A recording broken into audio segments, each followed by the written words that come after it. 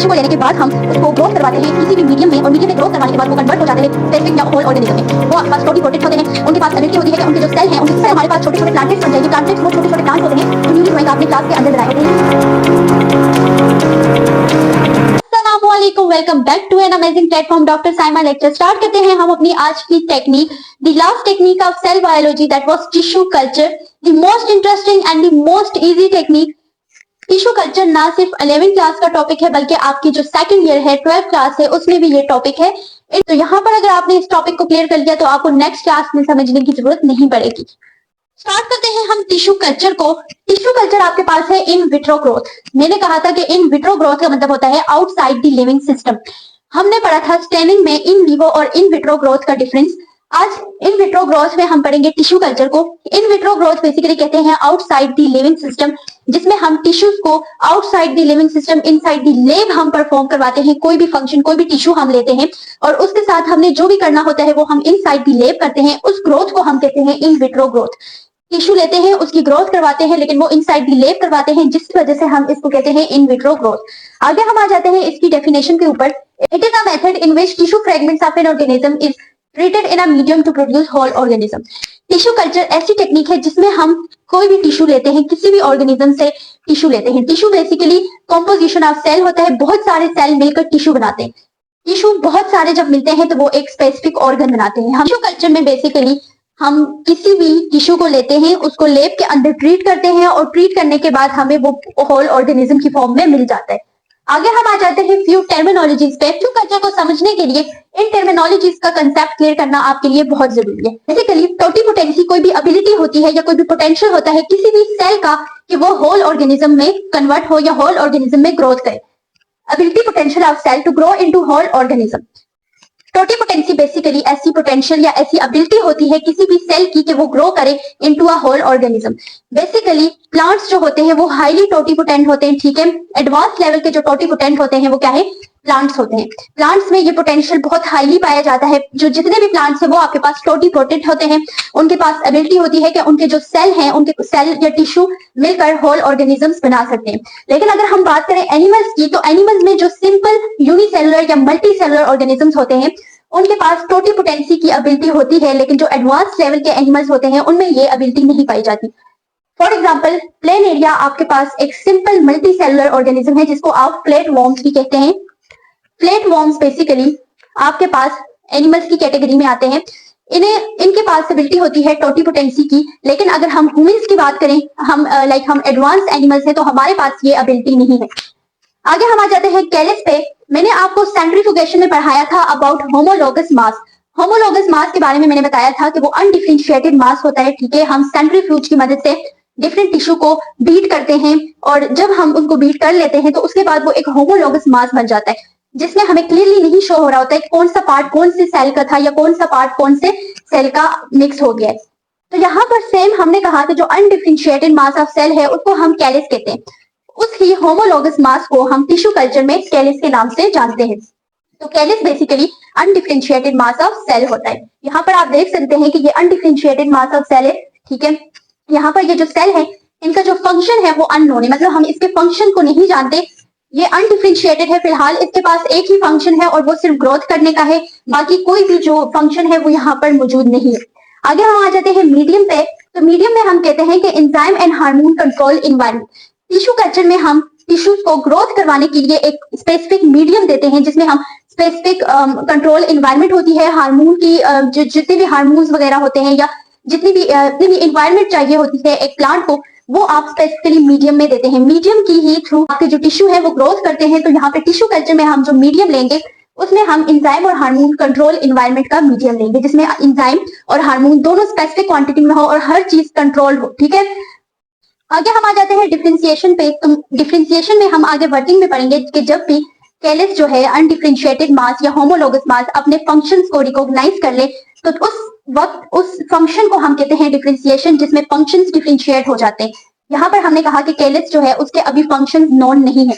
यहाँ पर फंक्शंस की आइडेंटिफिकेशन आगे जाके होगी। अभी यहाँ पर फंक्शन सिर्फ एक ग्रोथ का है, यहाँ पर ये सेल सिर्फ ग्रोथ कर सकते हैं। आगे जाके जब इन सेल को इनके फंक्शंस मिलेंगे तो उस सिचुएशन को हम कहेंगे डिफरेंशिएशन। अब आ जाते हैं एपिकल बर्ड पे। Apical bud basically newly growing points होते हैं। एपिकल बर्ड्स आपके पास ऐसे पॉइंट्स होते हैं जो न्यूली ग्रोइंग होते हैं। न्यूली ग्रोइंग पार्ट्स को हम मेरिस्टेमेटिक टिश्यूज कहते हैं। मेरिस्टेमेटिक टिश्यूज वो वाले टिश्यूज होते हैं जो न्यूली ग्रोइंग हो रहे होते हैं। फॉर एग्जाम्पल यहाँ पे आपके पास एक प्लांट है, इस प्लांट के ये जो लीव्स हैं ये न्यूली ग्रोइंग है। इन ग्रोइंग की जो टिप्स है यहाँ पर इनकी यहाँ इस जगह को हम एक्सियल पार्ट्स कहते हैं। यहाँ पर ये जो एक्सियल पार्ट्स हैं इनको हम न्यूली ग्रोइंग पार्ट्स कहते हैं और ये बेसिकली इस प्लांट की एपिकल बड है। तो एपिकल बर्ड्स बेसिकली यूज की जाती हैं क्योंकि वो ग्रोइंग हो रही होती है, उनके पास जो बेसिक फंक्शन होता है वो ग्रोथ का होता है, इसलिए हम ऐसे पार्ट्स यूज करते हैं जो न्यूली ग्रोइंग पार्ट्स हों। लाइक प्लांट्स के जो न्यूली ग्रोइंग पार्ट्स होते हैं हम उनको यूज करते हैं।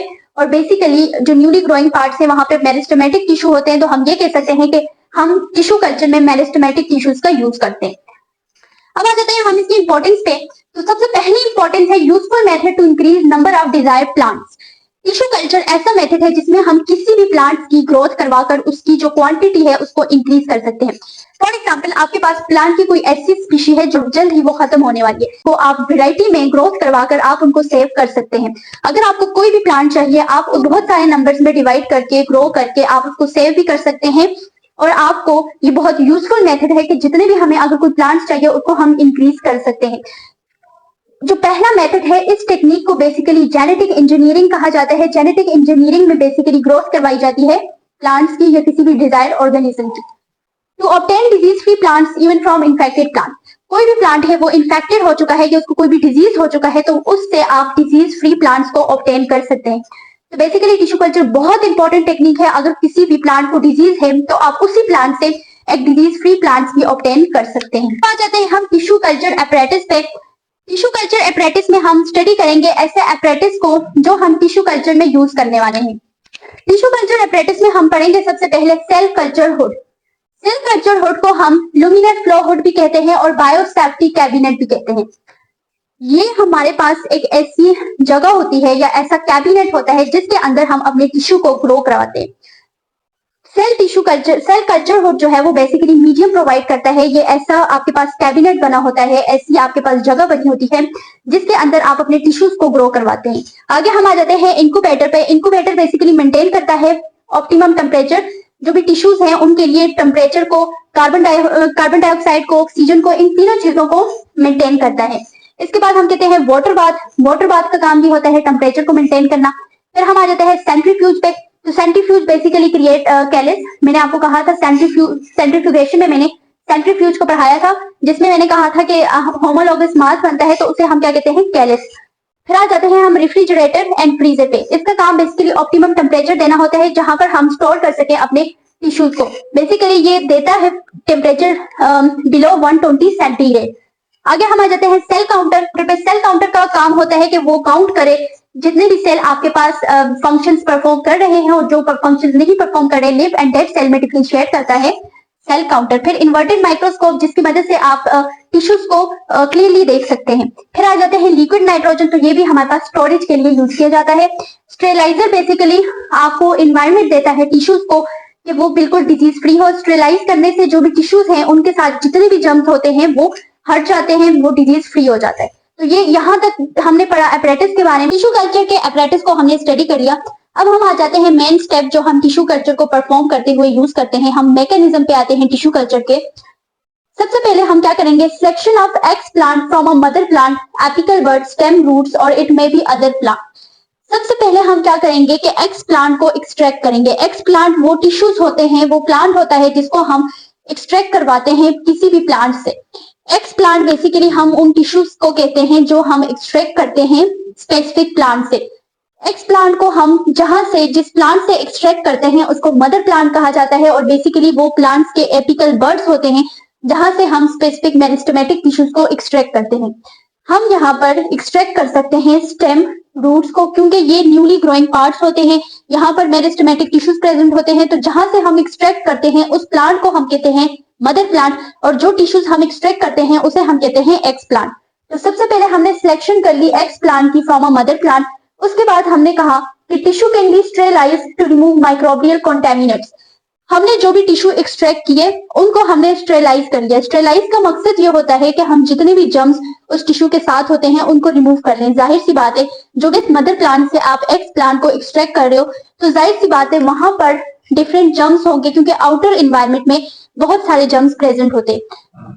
तो इन जर्म्स को रिमूव करने के लिए आप यूज करते हो स्टेरिलाइजर। ठीक है, जब स्टेरिलाइज कर लेते हो आप, तो वो आपके पास जो स्पेसिफिक टिश्यू है वो जर्म फ्री हो जाता है। उसके बाद आ जाते हैं transfer the tissue into medium and allow to grow, broth and agar are use. फिर हमने क्या किया कि यहाँ पर जब हमने स्टेरिलाइजेशन कर ली, उसके बाद हम यहाँ पर आ जाते हैं मीडियम पे। हमने जो भी एक्स प्लांट लिया है उसको अब हम मीडियम में शिफ्ट करेंगे। मीडियम में बेसिकली आपके पास प्रेजेंट होते हैं broth and agar. Broth and agar आपके पास ग्रोथ मीडियम में, ब्रोथ होता है लिक्विड में और एगर प्रेजेंट होता है सॉलिड फॉर्म में। एगर जो है वो पॉलीसेकेराइड से, ये दोनों ग्रोथ मीडियम है जो ग्रोथ करवाते हैं आपके एक्स प्लांट की।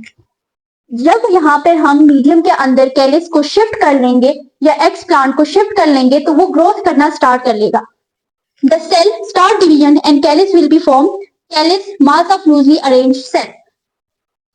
कैलिस हमारे पास यहाँ पर फॉर्म हो जाएगा। जो हमारे पास होमोलोगस मास था जो अनडिफरेंशिएटेड था वो बनना स्टार्ट कर जाएगा और वो ग्रो करता जाएगा। जब वो ग्रो करेगा तो वो कैलिस बना देगा। Callus mass of loosely undifferentiated cell जिनका फंक्शन डिफरेंशिएट ना किया हो और वो सिर्फ मास हो लूजली मेस होमोलोगस मेस। फिर उसके बाद हम आ जाते हैं Kallis is treated with particular hormones for differentiation. जब हमने यहाँ पर सबसे पहले हमने स्टेरिलाइजेशन की, एक्स प्लांट को एक्सट्रैक्ट करने के बाद स्टेरिलाइजेशन की, स्टेरिलाइजेशन के बाद हमने उस एक्स प्लांट को शिफ्ट किया मीडियम के अंदर। जब हमने उसको मीडियम के अंदर शिफ्ट किया तो वहां पर ब्रोथ और एगर के साथ उन्हें ट्रीट किया गया। जब वो ग्रोथ हुए, ग्रोथ करके उन्होंने कैलिस फॉर्म किया। उसके बाद हमने यहाँ पर डिफरेंशिएशन की। डिफरेंशिएशन मैंने आपको समझाया था कि फंक्शन का प्रॉपर फंक्शंस का आइडेंटिफाई हो जाना कि हमारे जो कैलिस है इसमें किस ने कौन सी सेल ने कौन सा फंक्शन परफॉर्म करना है, उन्होंने कौन सी ग्रोथ परफॉर्म करनी है। यहाँ पर हमने अब डिफरेंशिएशन करनी है। Kallis is treated with particular hormone for differentiation. दो हार्मोन हम यूज करते हैं डिफरेंशिएशन के लिए, ऑक्सिन और साइटोकाइनिन। ऑक्सिन जो है वो containing medium which help in shoot development. Auxin shoots की डेवलपमेंट करता है जबकि साइटोकाइनिन रूट्स की डेवलपमेंट करती है। एक आपके पास जो है वो जड़ें बनाती है और दूसरा साइटोकाइनिन जड़ों की फॉर्मेशन करता है और ऑक्सिन जो है वो आपके पास टहनियों की फॉर्मेशन करता है। ऑक्सिन बेसिकली यूज होता है शूट फॉर्मेशन के लिए और साइटोकाइनिन यूज होता है रूट फॉर्मेशन के लिए। तो जब आपको यहाँ पर शूट्स की फॉर्मेशन करनी होगी तो आप इस हार्मोन को ट्रीट करवाएंगे और अगर आपको साइटोकाइनिन, अगर आपको रूट्स की फॉर्मेशन करनी होगी तो आप उसको साइटोकाइनिन के साथ ट्रीट करवाएंगे। हमने क्या कर दिया कि यहाँ पर हमने इनको डिफरेंशिएट कर लिया, तो अब हम इनको रेडी करेंगे आउटर एनवायरनमेंट के लिए, क्योंकि हमने उनको जब फ्लास्क के अंदर प्रिपेयर किया है तो अब हम उन्हें इस काबिल बनाएंगे कि वो आउटर एनवायरनमेंट में सर्वाइव करने के काबिल बन जाए। तो यहाँ तक था इनका मैकेनिज्म। यहाँ पर एक इंपॉर्टेंट सीखी हुई है टिश्यू कल्चर की। Animal tissue culturing can use to identify chromosomal disorder, cancer and abnormality inside the cell.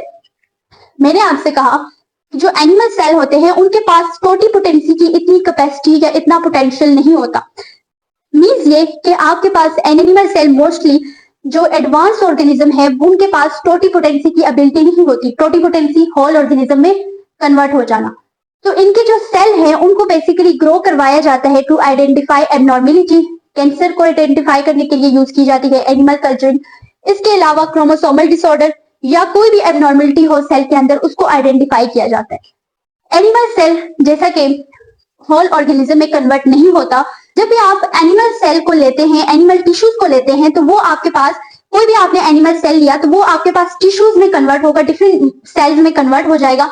Animal culturing करने के लिए आप यूज करते हो सरफेस ऑफ ग्लास कंटेनर। ठीक है, कोई भी ग्लास की सरफेस है उसके सरफेस पे आप सेल को ग्रो करवाते हैं। जब आप सेल को ग्रो करवाते हैं तो वो सरफेस के ऊपर ग्रो करते हैं और वो एक ही सेल होते हैं। ऐसा नहीं है कि वो सेल डिफरेंट सेल में कन्वर्ट हो जाए। ऑर्गेनिज्म में जो एडवांस ऑर्गेनिज्म में होते हैं लाइक ह्यूमन, उनमें सेपरेट फंक्शंस करने के लिए सेपरेट ऑर्गन्स प्रेजेंट है। लाइक हार्ट जो है वो ब्लड को सर्कुलेट करता है, इसी तरह लंग्स ऑक्सीजन के लिए हैं, लिवर है वो डिटॉक्सिफिकेशन के लिए है। सेम इसी तरह डिफरेंट फंक्शंस के लिए डिफरेंट ऑर्गन है। तो अगर हमें कोई स्पेसिफिक ऑर्गन के अंदर डिजीज देखना है या कोई एब्नॉर्मेलिटी देखनी है तो हम उस ही स्पेसिफिक ऑर्गन के सेल्स को ग्रो करवाएंगे और हम वहां पर देखेंगे जितनी भी एब्नॉर्मेलिटीज हैं या कोई कैंसर है तो हम उसको इजीली आइडेंटिफाई कर लेंगे। तो हम टिश्यू कल्चर में, एनिमल्स टिश्यू कल्चर में हम स्पेसिफिक सेल को लेते हैं और उसी सेल को क्वांटिटी ऑफ मेनी क्वांटिटी में उस सेल को डिवाइड करते हैं और हम उसकी एब्नॉर्मेलिटी को स्टडी करते हैं। अब हम डायग्राम के थ्रू समझते हैं टिश्यू कल्चर को। सबसे पहले हमने एक्सट्रैक्ट कर लिया एक्स प्लांट को, किसी भी प्लांट के जो एक्सियल बर्ड्स हैं वहां से हमने एक्सट्रैक्ट कर लिया प्लांट्स को। प्लांट को एक्स प्लांट को एक्सट्रैक्ट करने के बाद हमने यहाँ पर सेंट्रीफ्यूज की मदद से होमोलोगस मास क्रिएट कर लिया। कैलिस को क्रिएट करने के बाद यहाँ पर हमने कैलिस को ग्रो करवाया मीडियम में। ग्रोथ मीडियम के अंदर जब हम कैलिस को ग्रोथ कराएंगे, ग्रोथ मीडियम हमारे पास ग्रोथ एंड एगर है, ठीक है।